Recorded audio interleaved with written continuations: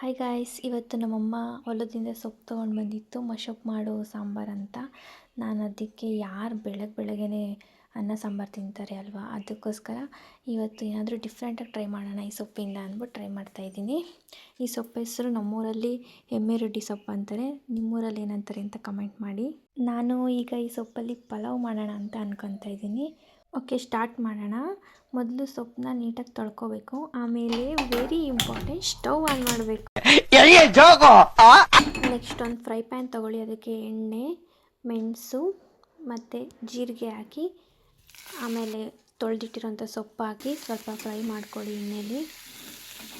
ಆಮೇಲೆ ಕೆಳಗಿಳಿಸಿ ಸ್ವಲ್ಪ ಆರಿದ ಮೇಲೆ ಅದನ್ನು ಮಿಕ್ಸಿ ಜಾರ್ಗೆ ಹಾಕ್ಕೊಂಡು ಅದಕ್ಕೆ ಸ್ವಲ್ಪ ಶುಂಠಿ, ಬೆಳ್ಳುಳ್ಳಿ, ಈರುಳ್ಳಿ, ಹಸಿರು ಮೆಣಸಿನ್ಕಾಯಿ, ಚಕ್ಕೆ, ಲವಂಗ, ಸ್ವಲ್ಪ ನೀರು ಹಾಕಿ ಗ್ರೈಂಡ್ ಮಾಡ್ಕೊಳ್ಳಿ.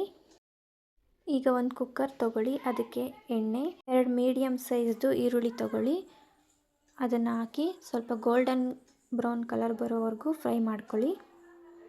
ಆಮೇಲೆ ಹಸಿರು ಮೆಣಸಿನ್ಕಾಯಿ ಎರಡನ್ನು ಫ್ರೈ ಮಾಡಿ ಸ್ವಲ್ಪ. ಮತ್ತು ಕರಿಬೇವಿನ ಸೊಪ್ಪು ತೊಗೊಳ್ಳಿ, ಅದನ್ನು ಹಾಕಿ ಸ್ವಲ್ಪ ಹೊತ್ತು ಫ್ರೈ ಮಾಡಿ.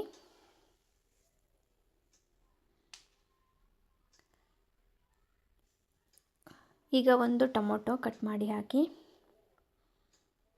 ಅದನ್ನು ಕೂಡ ಫ್ರೈ ಮಾಡಿ. ಟೊಮೊಟೊ ಸ್ವಲ್ಪ ಸಾಫ್ಟ್ ಆಗೋವರೆಗೂ ಫ್ರೈ ಮಾಡ್ತಾನೆ ಇರಿ.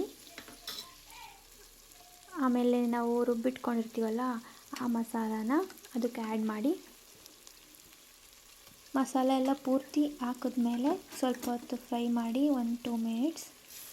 ಇದಕ್ಕೆ ನೀವು ಬೇಕಾದರೆ ಮೊಸರನ್ನು ಆ್ಯಡ್ ಮಾಡ್ಕೋಬೋದು, ನಾನು ಸ್ಕಿಪ್ ಮಾಡಿದ್ದೀನಿ.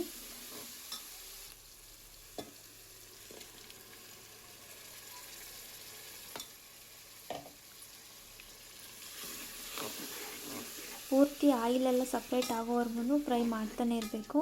ಆಯಿಲ್ ನೋಡಿ ಈ ಥರ ಬಿಟ್ಕೊಳ್ತಾ ಇರಬೇಕು, ಸೈಡೆಲ್ಲ ನೋಡಿ ಸಪ್ರೇಟ್ ಆಗ್ತಾಯಿದೆ. ಈ ಥರ ಸಪ್ರೇಟ್ ಆಗೋವರೆಗೂ ಫ್ರೈ ಮಾಡ್ತಾನೆ ಇರಬೇಕು. ಈಗ ಸ್ವಲ್ಪ ಅರಿಶಿನ, ಗರಂ ಮಸಾಲ ಆ್ಯಡ್ ಮಾಡ್ಕೊಳ್ಳಿ, ಮತ್ತು ನೆನೆಸಿರೋ ಅಂಥ ಬಟಾಣಿ ಹಾಕ್ಕೊಳ್ಳಿ.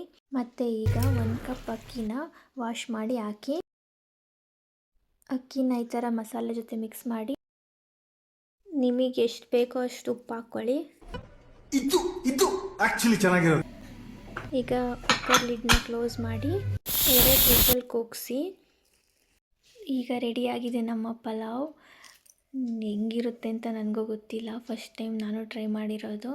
ನೋಡೋಕ್ಕೆ ಇಷ್ಟು ಚೆನ್ನಾಗಿ ಕಾಣಿಸ್ತಿದೆ, ಟ್ರೈ ಮಾಡಿ ನೋಡೋಣ ಇವಾಗ ಹೆಂಗಿದೆ ಅಂತ.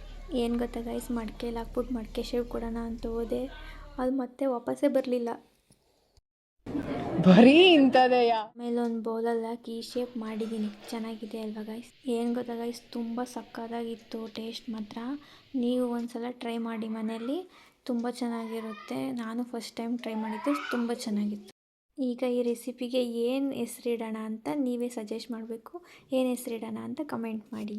ಓಕೆ ಗಾಯ್ಸ್, ಬಾಯ್. ನೆಕ್ಸ್ಟ್ ವ್ಲಾಗಲ್ಲಿ ಸಿಗೋಣ. ಅಲ್ಲಿವರೆಗೂ ಚಾನಲ್ನ ಲವ್ ಮಾಡ್ತಾಯಿರಿ, ಲೈಕ್ ಮಾಡ್ತಾಯಿರಿ ಆ್ಯಂಡ್ ಆಲ್ಸೋ ಫಾಲೋ ಮಾಡ್ತಾಯಿರಿ.